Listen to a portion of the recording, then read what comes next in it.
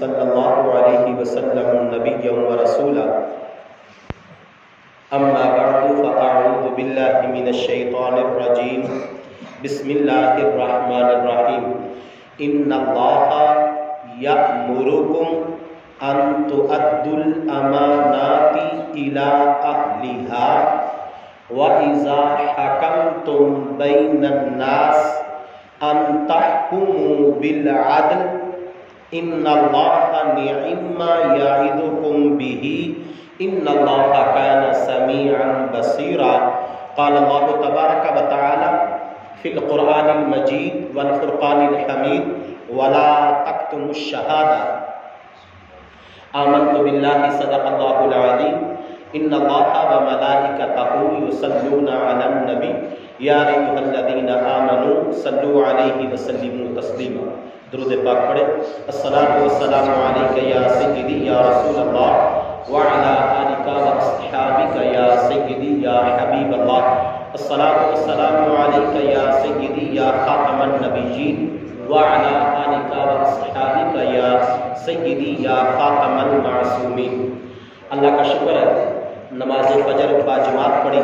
دعا ہے خالق کائنات ہم سب کی حاضری کو اپنے دربار میں قبول فرمائے۔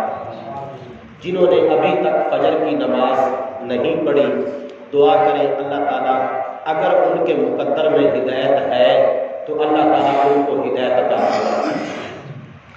اور جو بندے رمضان شریف میں مسجد کی طرف نہیں آتے، ان کو بڑے ہی اچھے طریقے سے یہ سوچ لینا چاہیے کہ وہ کتنے زیادہ بڑے بد نصیب ہیں کہ جن کو رمضان بھی ملا، قرآن بھی ملا، حضور کا فرمان بھی ملا، سحری کے وقت لوگوں نے ان کو جگایا بھی، امت مصطفیٰ نے روزہ بھی رکھا، اذان بھی سنی، بعد میں نماز بھی پڑھی گئی، تو پھر بھی وہ بندے ان سارے سٹیپوں سے اس قدر ان کی بدبختی اور بد نصیبی کہ وہ ان موقعوں میں سے کسی موقع پر بھی نہیں پہنچ سکے، کسی موقع پر وہ عمل نہیں کر سکے۔ ان کو ان کی نیند مبارک ہو، ان کو ان کا سکون مبارک ہو، اور ان کو ان کا بے روزگار ہونا مبارک ہو۔ آج ہمارا موضوع ہے عدل و انصاف۔ عدل و انصاف دو قسم کا ہوتا ہے۔ نمبر ایک، حاکم وقت کا، فیصلہ کرنے والے کا، پنچایتیے کا، قاضی کا، جج کا، عدالت کا۔ اور دوسرا عدل انصاف ہوتا ہے معاشرے کے اندر۔ کس کے اندر؟ یعنی کہ رشتہ داروں کے ساتھ عدل و انصاف، بیوی کے ساتھ عدل و انصاف، بیٹی کے ساتھ عدل و انصاف، اولاد کے ساتھ عدل و انصاف، چھوٹے بھائیوں کے ساتھ عدل و انصاف، امی ابو کے ساتھ عدل و انصاف۔ تو یہ سارے موضوع ہیں عدل و انصاف کے۔ اسی طرح کر کے جو بندے کے گھر میں ملازم ہوتے ہیں ان کے ساتھ عدل و انصاف، غلام کے ساتھ عدل و انصاف، نوکر کے ساتھ عدل و انصاف، دکاندار کا اپنے گاہکوں کے ساتھ عدل و انصاف، استاد کا اپنے بچوں کے ساتھ عدل و انصاف، مالک کا آگے جو کام کرنے والا آفیسر ہے اس آفیسر کا اپنی نوکری کے ساتھ عدل و انصاف۔ اللہ تعالیٰ قرآن مجید میں ارشاد فرماتا ہے، سورۃ النساء آیت نمبر 58، اللہ تعالیٰ فرماتا ہے ان اللہ یأمرکم، بے شک اللہ تمہیں حکم دیتا ہے، ان تؤدوا الامانات، اللہ حکم دیتا ہے کہ جن کی امانتیں ہیں الی اہلیہا، ان کو دے دو، ان کے سپرد کر دو۔ جن کی امانتیں تمہارے پاس ہیں ان کی امانتیں ان کو دے دو۔ وَإِذَا حَكَمْتُمْ بَيْنَ النَّاسِ، اور لوگوں کے درمیان فیصلہ کرو۔ اگر اللہ نے تمہیں مقام دیا ہے اور تمہیں لوگوں نے تسلیم کر لیا ہے اپنا پنچیتیا، حاکم، قاضی، جج، حکم، فیصلہ کرنے والا، اگر لوگوں نے تمہیں اپنا حاکم تسلیم کر لیا ہے، اپنا جج تسلیم کر لیا ہے کہ آپ ہمارے درمیان فیصلہ کر دیں، ہمیں قبول ہوگا، تو اللہ فرماتا ہے ان تحکموا بالعدل، تو انصاف کے ساتھ فیصلہ کرنا، کہ لوگوں نے تیرے ذمہ لگا دیا کہ تم انصاف کرو، اب تیرا کام ہے کہ تم واقعہ ہی انصاف کرو۔ ان اللہ نعم ما یعظکم بہ، بے شک اللہ تمہیں کیا ہی خوب نصیحت فرماتا ہے، انصاف کرنے کی اللہ تمہیں خوب نصیحت فرماتا ہے۔ ان اللہ کان سمیعا بصیرا، اللہ فرماتا ہے لوگ تمہیں دیکھیں یا نہ دیکھیں، لوگ تیری باتیں سنیں یا نہ سنیں، تو گواہی جھوٹی دے رہا ہے، سچی دے رہا ہے، لوگوں کو پتہ ہے یا نہیں پتہ، یہ دنیا کی زندگی گزر جائے گی، لیکن اللہ کو سارا پتہ ہے، وہ سن بھی رہا ہے، وہ دیکھ بھی رہا ہے۔ یہ سورۃ النساء کی جو آیت مبارکہ ہے، اس سے پتہ چلا کہ جو بندہ دنیا کے اندر حاکم بنے یا انصاف والی کرسی پہ بیٹھے تو اس کا کام رات کو عدالتیں لگانا نہیں ہے، کہ رات کے اندھیرے میں وہ دو لوگوں کے درمیان خفیہ فیصلہ کرے۔ اس کا مطلب یہ نہیں ہے کہ جو قاضی ہے وہ ایک کو بلائے دوسرے کو نہ بلائے، جن دو کے درمیان فیصلہ کرنا ہے ان دونوں کو بلائے۔ اب یہاں پہ میری بات ذہن میں رکھنا، فیصلہ کرنے والا جو بندہ ہے اس کو 5 چیزیں ذہن میں رکھنی چاہیے۔ کتنی چیزیں؟ پھر جا کے وہ صحیح فیصلہ کر سکتا ہے۔ اگر ان 5 میں سے ایک بھی مس ہے تو جتنا مرضی وہ چودھری بنا پھرے، لوگ ہو سکتا ہے اس کے ڈر کی وجہ سے چپ ہو جائے، لوگ ہو سکتا ہے، یہاں تک میرے پیارے اسلامی بھائیوں ہماری شریعت کے اندر، ہمارے اسلام کے اندر آقا کریم نے فرمایا کہ قاضی اگر ایک بندے کے ساتھ نرم گفتگو کرے تو پھر دوسرے کے ساتھ بھی نرم گفتگو کرے، یہ نہیں کہ ایک کے ساتھ نرم گفتگو کرے اور دوسرے کے ساتھ جو ہے وہ سخت گفتگو کرے، تو ہو سکتا ہے وہ اگلا غریب ہو، کمزور ہو، تو وہ سخت گفتگو سن کے ڈر جائے۔ تو جب وہ ڈر جائے گا یا جھوٹ بولے گا یا سچ بولے گا قاضی کے ڈر کی وجہ سے، تو پہلی شرط یہ ہے فیصلہ کرنے کے لیے کہ اپنے پاس جو لوگ آنے والے ہیں ان دونوں کو بات کرنے کا موقع دے، ایک بندے کی بات سن کے فیصلہ نہ کرے، دونوں کی سنے۔ نمبر 2، دونوں کو بٹھائے یا دونوں کو کھڑا کرے، ایسا نہ کرے کہ ایک کو کرسی پہ جگہ دے اور دوسرے کو کھڑا رکھے، کیونکہ کرسی پہ جگہ دینا عزت ہے، تو ایک کو عزت دے گا اور دوسرے کو عزت نہیں دے گا تو کبھی بھی انصاف نہیں کر سکے گا، لوگوں کے دل میں شک پیدا ہوگا کہ اس کے بارے میں اس نے انصاف کیا کرنا ہے، اس نے تو اس کو اپنی جھولی میں بٹھا کے رکھا ہوا ہے۔ سمجھ آ گئی بات کی؟ تمہارا سگا بھائی ہو، سگی بہن ہو، بیوی ہو، رشتے میں سگا بیٹا ہو، آقا کریم صلی اللہ علیہ وآلہ وسلم نے فرمایا جو پہلی قومیں ہیں ان کی بربادی کا سبب یہ ہے کہ غریبوں پر تو وہ حکم چلاتے تھے، امیروں پر حکم نہیں چلا سکتے تھے، امیروں کو چھوڑ دیتے تھے، غریبوں کا ہاتھ کاٹتے تھے۔ تو وہاں پر آقا کریم صلی اللہ علیہ وآلہ وسلم نے فرمایا مجھے محمد کو رب کے پیدا کرنے کی قسم ہے کہ جس نے مجھے پیدا کیا ہے، اگر میری بیٹی فاطمہ بھی تو میں ویسا ہی فیصلہ کروں جس طرح کہ میں عام لوگوں کے ساتھ فیصلہ کرتا ہوں۔ آگے آپ خود حساب لگا لیں کہ انصاف کتنا ضروری ہے۔ تو دوسری شرط کیا ہے؟ یا دونوں کو کھڑا کرے، مدعی کو اور ملزم کو، یا پھر دونوں کو بٹھائے، ایک کو بٹھانا ایک کو نہ بٹھانا۔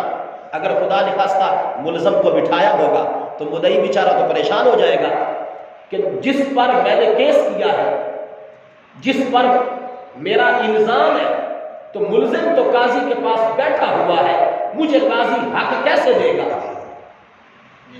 بات سمجھ آ رہی؟ تو تیسرے نمبر پہ شرط کیا ہے؟ دونوں کی طرف ایک جیسی توجہ ہو، یہ نہیں کہ ایک کو گھوری ڈالے اور دوسرے کے ساتھ مسکرا کے گفتگو کرے، ایک کے ساتھ ہنسی خوشی گفتگو کرے اور دوسرے کے ساتھ سختی کے ساتھ گفتگو کرے، نہیں۔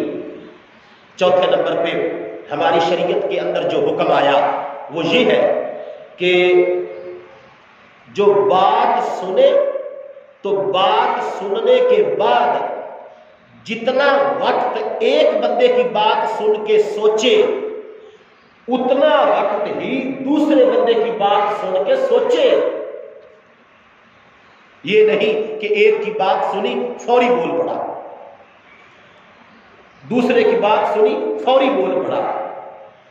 اچھے طریقے سے سوچے اور سوچنے میں بھی پہلے کا دوسرے کے ساتھ، دوسرے کا پہلے کے ساتھ انصاف کرے۔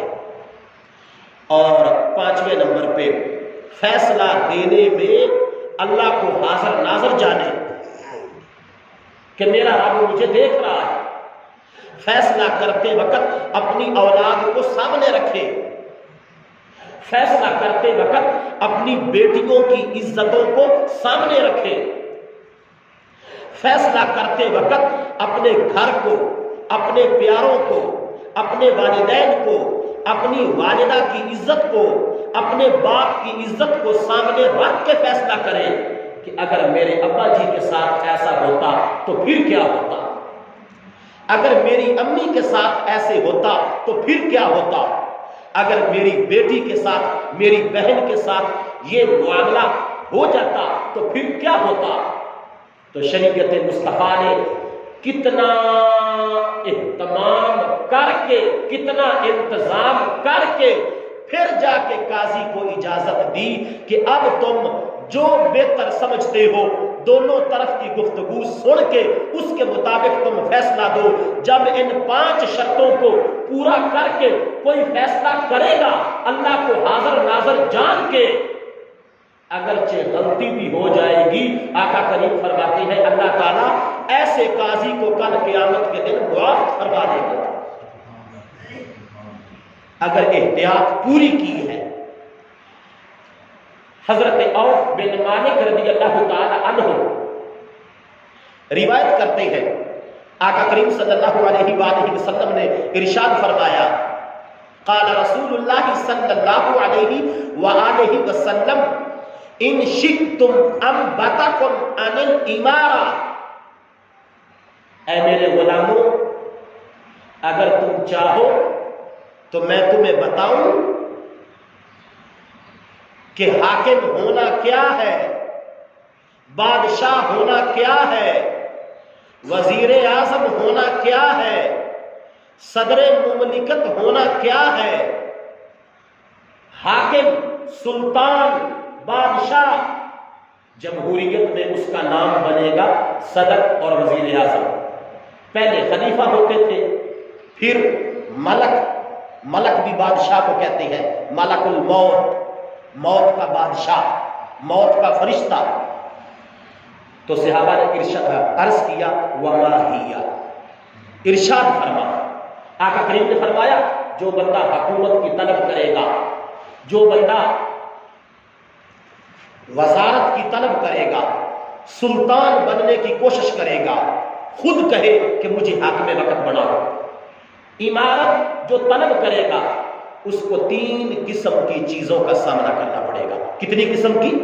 نمبر 1 لالچ، ہر وقت اس کے دل میں یہ بات رہے گی بیٹی جاتی ہے تو جائے، عزت جاتی ہے تو جائے، گھر اجڑتا ہے تو اجڑے، جیل میں جاتا ہوں تو چلا جاؤں، حرام کھانا پڑتا ہے تو کھا لوں، جو مرضی کرپشن کرنی پڑتی ہے تو کر لوں۔ لٹیرے اکٹھے کرنے پڑتے ہیں تو کر لوں، لوٹے اکٹھے کرنے پڑتے ہیں تو کر لوں، جیسے کیسے کر کے میری حکومت آ جائے۔ دوسرے نمبر پہ آقا کریم نے فرمایا ندامت کیا ہے؟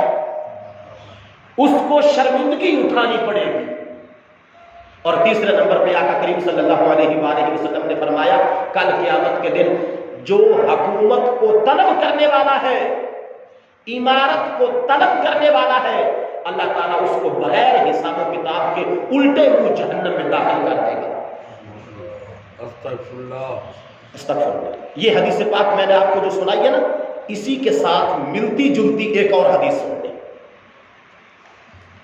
صحیح مسلم شریف حدیث کا نمبر 1652، آقا کریم صلی اللہ علیہ وآلہ وسلم کا فرمان عالی شان حضرت عبد الرحمن بن سامورہ رضی اللہ تعالی عنہ روایت کرتے ہیں کہ آقا کریم صلی اللہ علیہ وآلہ وسلم نے فرمایا عمارت جو بندہ طلب کرے گا، حکومت جو بندہ طلب کرے گا، وہ حکومت اس بندے کے گلے کا پھندا بن جائے۔ جو بندہ یہ کہے مجھے بتاؤ، اب تو سارے یہ کہتے ہیں، کوئی بچتا ہی نہیں، سارے یہ کہتے ہیں۔ کتنی دیر پہلے آقا کریم نے، اور آپ یاد رکھیں اس موضوع عدل و انصاف کو علماء کی کچہری میں بڑا مقدار میں تھوڑا بیان کیا جاتا ہے، بیان ہی نہیں کیا جاتا ہے۔ تو حضور پاک نے فرمایا کہ جو عمارت کو طلب کرے گا، حکومت کو طلب کرے گا، وہ اس کے گلے کا پھندا بن جائے گی، اور جو طلب نہ کرے، لوگ اس کو چنے، لوگ اس کو کہیں، تو آقا کریم نے فرمایا پھر وہ نہ کرے، وہ حاکم بنے، میں محمد کی سپورٹ بھی اس کے ساتھ ہے، اللہ کی سپورٹ بھی اس کے ساتھ۔ کیا نقطہ سمجھ آیا میرے پیارے اسلامی بھائیوں؟ حکومت کو طلب نہیں کرنا چاہیے، اس کی خواہش نہیں کرنی چاہیے، اس کی تمنا نہیں کرنی چاہیے۔ حکومت، اقتدار، عمارت، اس کو طلب کرنا لالچ ہے، ندامت ہے، جہنم ہے، برائی کا رستہ ہے، کیونکہ اس کا نشہ اقتدار کا، حکومت کا، سلطنت کا، عمارت کا یہ اتنا برا ہے، اگر اللہ رسول کی مرضی شامل نہ ہو، اللہ کا ڈر اور آقا کریم کی شریعت کی زنجیر بندے کے گلے میں نہ ہو تو پھر ہلاکت ہی ہلاکت ہے۔ لیکن حضور پاک نے فرمایا اگر لوگ اکٹھے ہو کے کہے کہ تم بن جاؤ، ہم تمہیں قبول کرتے ہیں، تم ہی ہمارے حاکم بنو، تو پھر کسی قاضی کو کوئی اختیار نہیں ہے، پھر کسی جج کو کوئی اختیار نہیں ہے، پھر کسی وڈیرے کو کوئی اختیار نہیں ہے۔ جب قوم ایک بندے کو پسند کر رہی ہے، یہ شریعت کا پکا پیٹا فیصلہ ہے، آقا کریم نے فرمایا اس بندے کو چاہیے کہ لڑائی کرے۔ اگر لوگ اس کو پسند کر رہے ہیں پھر پیچھے نہ ہٹے، اس کا پیچھے ہٹنا ظلم ہے۔ کیوں ہٹا وہ پیچھے جب لوگ اس کو قبول کر رہے ہیں؟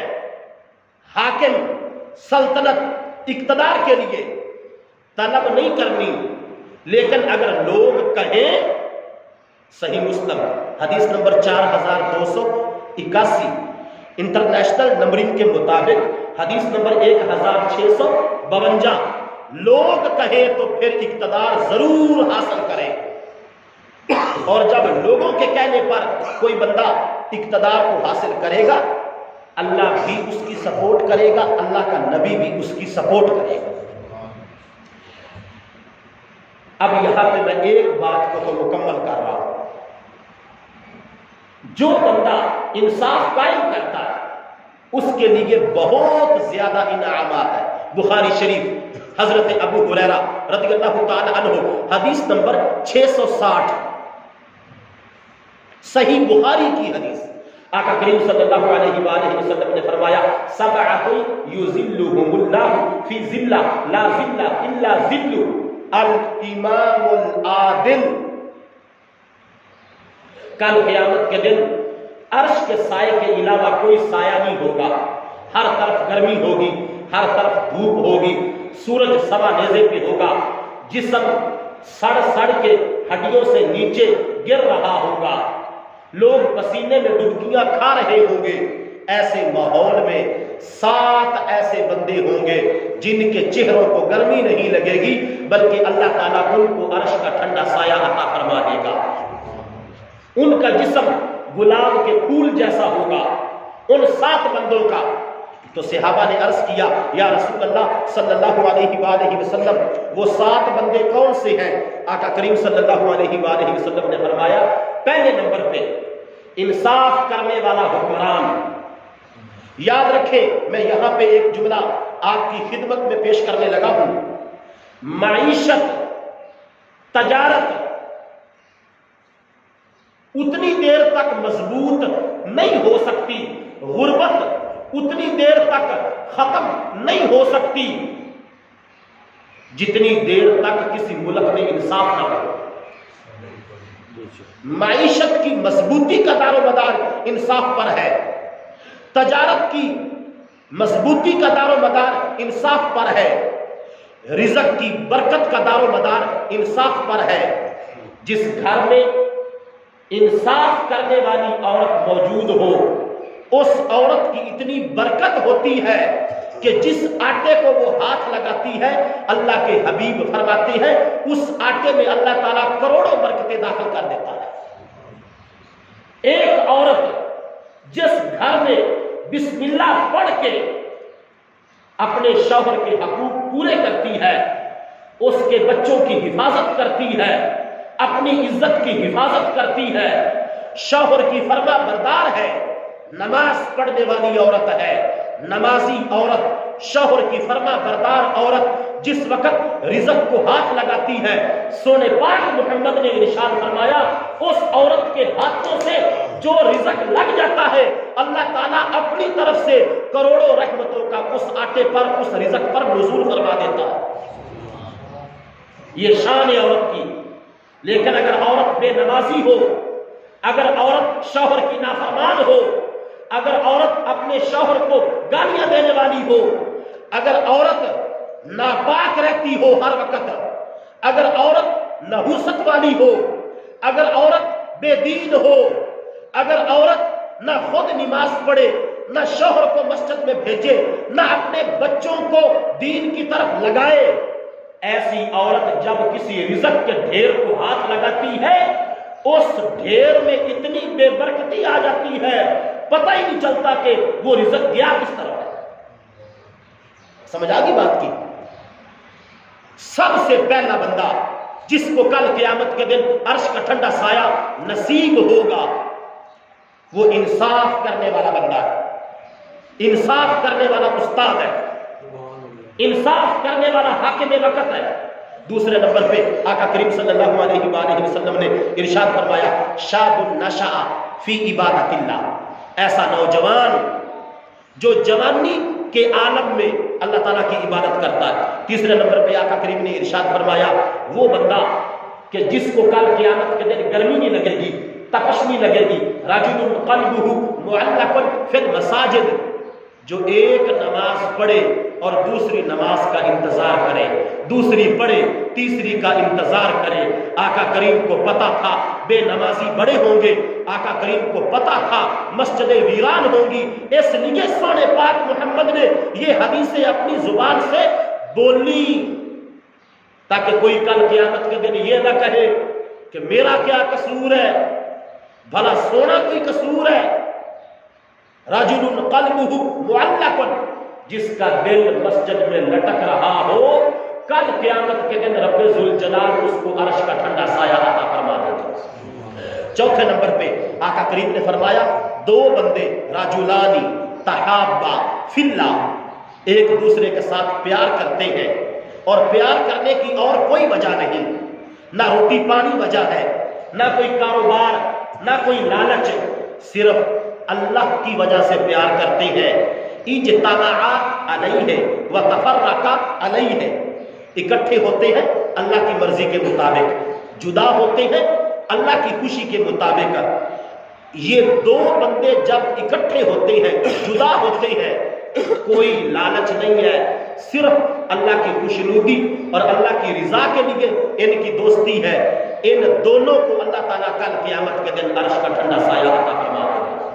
5ویں نمبر پہ آقا کریم صلی اللہ علیہ وآلہ وسلم نے ارشاد فرمایا، رجل طلبتہ، ایسا بندہ جس کو طلب کرے، امرأۃ، لڑکی، ذات و منصب، اونچے خاندان کی، و جمال، انتہائی خوبصورت، ایسا بندہ جس بندے کو کوئی عورت زنا کرنے کی دعوت دے، دوستی کرنے کی دعوت دے، گناہ کرنے کی دعوت دے، عورت اونچے خاندان کی ہو، عورت حسن و جمال والی ہو، آقا کریم نے فرمایا اس وقت جو آدمی میرا غلام اس عورت کے سر پہ ہاتھ رکھ کے اس کو بہن کہہ کے بلائے گا، گناہ نہیں کرے گا، اللہ تعالیٰ کل قیامت کے دن اس بندے کو گرمی نہیں لگنے دے گا، اللہ تعالیٰ اپنے عرش کا ٹھنڈا سایہ عطا فرما دے گا۔ اس کے بعد رجل تصدق اخفا، خفیہ طریقے سے صدقہ کرنے والا۔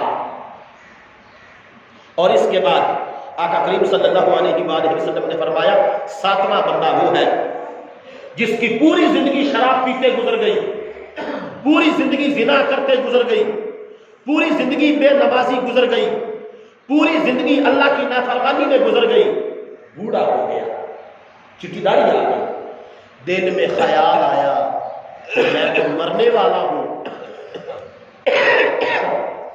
وہ بندہ اپنے گھر سے نکل کے بچوں کو چھوڑ کے مسجد میں چلا گیا، اندھیرے میں مسجد کی نکر میں اپنا سر رکھ کے رونے لگ گیا اللہ کے ڈر سے۔ وہ بندہ جس نے پوری زندگی اللہ کی نافرمانی میں گزار دی، آقا کریم نے فرمایا جب وہ اپنی فیملی کو چھوڑ کے، بچوں کو چھوڑ کے اللہ کے گھر میں آتا ہے، اندھیرے میں مسجد میں جب کوئی بھی نہیں ہوتا، جب وہ مسجد کی نکڑ میں اپنا سر رکھ کے روتا ہے، ابھی اس کا آنسو آنکھوں سے نیچے نہیں گرتا، اللہ تعالیٰ اس بندے کے جسم پر جہنم کی آگ کو حرام کر دیتا ایک آنسو کے صدقے میں۔ یہ وہ 7 خوش نصیب ہے، ان 7 میں سے جو پہلا ہے وہ آج ہماری گفتگو کا موضوع ہے، انصاف کرنے والا۔ یہ شان ہے عدل و انصاف کی، لیکن آج لٹیرے، ہر طرف بے انصافی، عدالتوں میں بے انصافی، ڈیروں میں بے انصافی، گلی محلوں میں بے انصافی، معاشرے میں بے انصافی، اولاد ابا جی کے ساتھ بے انصاف ہے، ابا جی اولاد کے ساتھ بے انصاف ہے، بیوی اپنے شوہر کے ساتھ بے انصاف ہے، شوہر اپنی بیوی کے ساتھ بے انصاف ہے۔ میں تمہیں ایک کمال کی بات سناؤں، کائنات کے سب سے عظیم انسان کی انصاف کیا ہوتا ہے؟ اما عائشہ صدیقہ رضی اللہ تعالی عنہا روایت کرتی ہے، آقا کریم میرے گھر آئے، میرے بستر پر آئے، دیکھنا انصاف کیا ہے، آقا کریم میرے بستر پر آئے، اچانک فرمانے لگے عائشہ آج تیری باری ہے، میں آ گیا ہوں، لیکن میرا دل کرتا ہے میں اللہ کی نفلی عبادت کروں، کیا تو مجھے اجازت دے سکتی ہے؟ اجازت، یہ کل کائنات کے پیغمبر کی بات ہے۔ عائشہ آج تیرے حجرے میں میری جلوہ گری ہے، تیرے حقوق ادا کرنے کی آج باری ہے، میرا دل نماز پڑھنے کا ہے۔ اما عائشہ عرض کرنے لگی یا رسول اللہ تم نے مجھ سے پوچھنا ہی نہیں تھا، تمہیں تو اختیار ہے، اگرچہ مجھے تمہاری قربت بڑی پسند ہے، لیکن میں اللہ کی عبادت کے سامنے اپنی خواہش کیسے رکھ سکتی ہوں؟ فقام فتطہر، آقا کریم کھڑے ہوئے، وضو کیا، نماز پڑھی۔ اما عائشہ فرماتی ہے میں نے خود دیکھا آقا کریم اتنے روئے کہ آقا کریم کی جھولی آنسوؤں سے تر ہو گئی۔ اللہ کے بندو یہ انصاف ہے۔ لیکن آج جب ہم دیکھتے ہیں اپنی بیوی کے ہوتے ہوئے آگے جا کے لاک مارنی، اور اپنی بیوی کے ہوتے ہوئے پھر گناہ ہی گناہ ہے، زنا ہی زنا ہے، نظروں کا بھی، جسم کا بھی، ہاتھوں کا بھی، نفس کا بھی، پھر شریعت کی دھجیاں بھی اڑتی ہے، پھر رزق میں بے برکتی بھی آتی ہے۔ وہ کہتے ہیں جس جگہ زنا ہوتا ہے وہاں پہ فنا ہوتی ہے، یہ مقولہ مشہور ہے۔ معاملات میں انصاف۔ اور دوسری حدیث صحیح مسلم شریف، اما عائشہ ہی روایت کرنے والی ہے، قالت ما ضرب رسول اللہ صلی اللہ علیہ وآلہ وسلم شیئا قط بیدہ۔ اما عائشہ فرماتی ہے آقا کریم کا انصاف اتنا اونچا تھا کہ آپ نے کبھی بھی کسی چیز کو مارا نہیں ہے ہاتھ کے ساتھ۔ آگے فرماتی ہے یہ دیکھیں، ولا امرأۃ ولا خادما، نہ کبھی اپنی بیوی کو مارا بیویوں میں سے، اور جو آپ کے گھر میں ملازم تھے، جو نوکر تھے، جس طرح حضرت انس بن مالک تھے، اور بھی کئی صحابہ کرام آقا کریم کے کاشانے کے نوکر تھے، غلام تھے۔ تو اما عائشہ فرماتی ہے کہ آقا کریم نے کبھی نہ غلاموں کو تھپڑ مارا، نہ اپنی بیویوں میں سے کسی کو تھپڑ مارا۔ آگے فرماتی ہے الا ان یجاہد فی سبیل اللہ، ہاں جب جہاد کے لیے جاتے تھے اس وقت پھر لام لگا دیتے تھے، مارتے تھے اس وقت، کیونکہ وہ جہاد تھا، لیکن گھر میں نہیں۔ یہ ہے ہمارے نبی کی شریعت، یہ ہے عدل و انصاف۔ آج کون پوچھتا ہے اس انصاف کو؟ کون خیال کرتا ہے اس دھرتی پر؟ یہاں پر تو ایسے ہوتا ہے حاجی صاحب حج کرنے جاتے ہیں اور واپسی پہ ایک لمبا چھرا لے کے آتے ہیں، دوسرا جب حج کرنے کے لیے حاجی صاحب جاتے ہیں 2 چھرے لے کے آتے ہیں کہ اللہ نے ہمیں بخش دینا ہے نا۔ یہ میں جو باتیں کرتا ہوں اس میں کچھ باتیں وہ ہوتی ہیں کہ ہمارا معاشرہ ہے ایسے، حافظ ہو، قاری ہو، لوگ ہاتھ چومتے ہو، لوگ عزت کرتے ہو، عالم دین ہو، لیکن اندر سے کوڑا ہو، تو لوگوں کا اعتماد تو خراب ہو گیا۔ اگر اللہ تعالیٰ سدا معاف کرے، اللہ کے فضل کے بغیر کوئی نہیں بچ سکتا۔ انسان زمین کے مٹی کے ذروں سے کمزور ہے، تکبر نہیں۔ اگر پڑھا لکھا بندہ، عالم دین بندہ بعد میں پتا چلے کہ یہ تو یہ تھا، تو کون شریعت پہ کوئی یقین کرے گا؟ تو گندی مچھی ہر شعبے میں ہوتی ہے۔ اس لیے میں مثال دیتا ہوں، انصاف کیا ہے کہ سارے بچوں کو ایک جیسے حقوق دینا، سارے بچوں کو ایک جیسے کپڑے لے کے دینا۔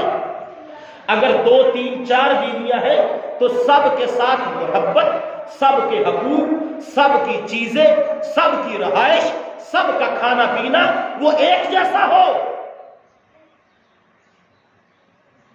لیکن اگر ایک کو تم عیاشی کروا رہے ہو اور دوسری کو تم نے کبھی منہ نہیں لگایا، خدا کی قسم میں قرآن و سنت سے یہ مسئلہ تمہیں بتا رہا ہوں کہ کل قیامت کے دن تمہاری بیوی کے ہاتھوں میں تمہارا گریبان ہوگا، وہ نہیں چھوڑے گی۔ ادھر تو وہ اوکھا سوکھا وقت گزار لیں گی نا۔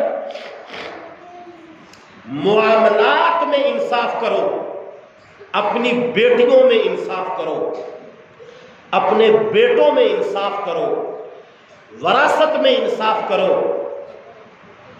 بچوں کی خوشیوں میں انصاف کرو، بچوں کو پڑھانے میں انصاف کرو، یہ نہیں ایک کو ایم اے کروا دیا اور ایک کو کہا کہ میں تمہیں خرچہ نہیں دے سکتا، خرچہ نہیں دے سکتا تو پھر جمع کیوں؟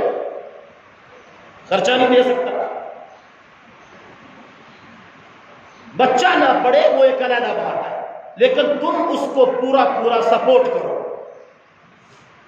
ایک کے لیے اگر تم 10,000 کی کوئی چیز لیتے ہو تو پھر دوسرے بچے کے لیے بھی اس طرح کی چیز لو۔ میرا بات کرنے کا آپ کی خدمت میں یہ مسئلہ بیان کرنے کا مطلب یہ ہے، ہماری حکومتیں بے انصافی پر قائم ہیں، ہمارے جج، ہمارے وکلاء، ہمارے گواہ، پھر ہم رونا روتے ہیں، ہماری معیشت کمزور ہے، ہماری تجارت کمزور ہے، ہمارے رزق میں برکت نہیں ہے۔ اگر ایک جرم کی بر وقت سزا ملے تو دوسری مرتبہ وہ جرم کرنے کے وقت اگلا بندہ بھی 100 بار سوچے گا، اس لیے تو شریعت نے حدیں قائم کی ہیں۔ لیکن آج ہم شریعت سے دور ہو کے تو کیسے پھر ہم اپنے معاشرے میں، اپنے ملک میں، اپنے وطن میں، اپنے گھر بار میں، اپنی زندگی میں سکون کیسے حاصل کر سکتے ہیں؟ انصاف بہت زیادہ ضروری ہے۔ اور یہاں پہ اس بات کو بھی آپ ذہن نشین فرمائیں، آقا کریم صلی اللہ علیہ وآلہ وسلم نے ارشاد فرمایا، جو بندہ انصاف کرتا ہے نا، اللہ تعالیٰ کل قیامت کے دن اس کو نور کے ممبر پہ رونق افروز فرمائے گا۔ نور کے ممبر، نور کی کرسی بنی ہوگی، اس کے اوپر وہ بندہ نورانی لباس پہن کے بیٹھا ہوگا۔ میں نے کافی سارے موضوعوں کو ٹچ کیا ہے، روزانہ کی بنیاد پہ موضوع تیار کر کے آپ کو سنائے بھی ہیں۔ آپ دعا کیا کریں اللہ مجھے اور آپ سب کو اس پر عمل کی توفیق عطا فرمائے۔ اللہ تعالیٰ ہمیں انصاف کا ساتھ، اور یہاں پہ یاد رکھیں انصاف کے اندر بہت بڑا عمل دخل گواہ کا ہے۔ کس کا ہے؟ گواہ کا۔ اگر گواہ گواہی جھوٹی دے تو قاضی جتنا مرضی انصاف کرے، قاضی تو اپنے تائیں کر دے گا، لیکن گواہی جھوٹی ہوئی تو پھر معاملہ پھر بھی الٹ ہو جائے گا، لیکن اس کا گناہ گواہ پر ہے، قاضی پر تو نہیں۔ اگر قاضی نے تقاضے پورے کر دیے ہیں، اللہ نے قرآن مجید میں ارشاد فرمایا وَلَا تَكْتُمُوا الشَّهَادَةَ وَمَن يَكْتُمْهَا فَإِنَّهُ آثِمٌ قَلْبُهُ۔ گواہی نہ چھپاؤ، جس نے گواہی چھپائی وہ دل کا کوڑا، اس کے دل میں مریض ہے، مرض ہے، بیماری ہے۔ اور حضرت عبداللہ بن عباس رضی اللہ تعالی عنہما روایت کرتے ہیں کہ آقا کریم صلی اللہ علیہ وآلہ وسلم نے ارشاد فرمایا، قیامت کے دن جس گناہ کے بارے میں سب سے پہلے پوچھا جائے گا وہ گواہی چھپانے والا گناہ ہے اور جھوٹی گواہی دینے والا گناہ ہے۔ یہ کبیرہ گناہوں میں سے گناہ ہے۔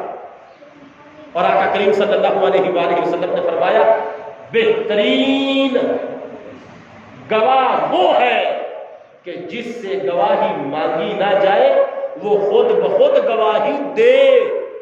ایتھے منگیا بھی کوئی نہیں دیندہ۔ سمجھ آگے بات کی؟ اللہ تعالی ہم سب کو سمجھنے کی توفیق عطا فرمائے۔ اور یہ جو ہمارا فہم دین کورس ہے، آج 15واں روزہ، اللہ کا بڑا شکر ہے۔ میں تو پہلے خوف زدہ تھا کہ یہ میرا سلسلہ ناکام ہو جائے گا، فلوپ ہو جائے گا، لیکن الحمدللہ 15 دن ہو گئے، کامیابی سے چل رہا ہے۔ آج ہمارا موضوع عدل تھا، انصاف تھا۔ جہاں تک ہو سکا مختصر سے وقت میں نے بات کی ہے۔ اللہ تعالی ہماری اس حاضری کو قبول فرمائے، آمین۔ وآخر دعوانا ان الحمد للہ رب العالمین۔